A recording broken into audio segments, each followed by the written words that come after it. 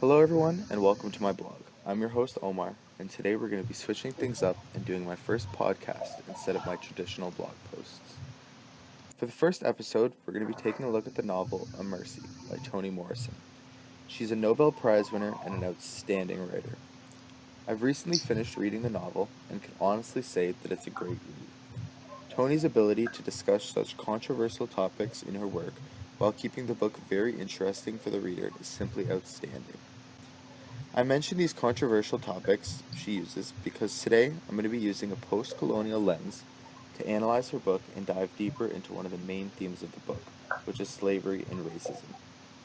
Using a post-colonial lens to analyze the novel, we are really looking to understand the reasoning for characters' behaviors and actions.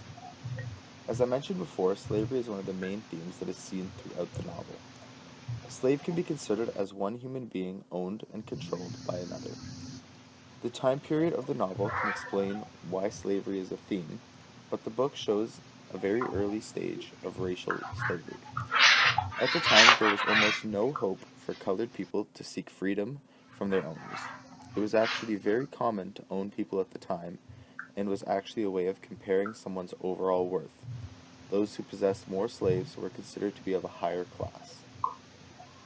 It might seem difficult for someone to truly understand what it was like to be a slave during that time, but towards the end of the novel, in a letter to her daughter, Florence's mother explains it very well. To be given dominion over another is a hard thing. To wrest dominion over another is a wrong thing. To give dominion of yourself to another is a wicked thing. Morrison 145. This quote explains how crazy it is for someone to have dominance over you and to control you, and the injustice that is associated with it. But I chose this quote because it has a deeper meaning. It states that the entire idea of slavery is hard to deal with, and that it truly is wrong, but allowing yourself to be controlled by someone else is the worst part of it.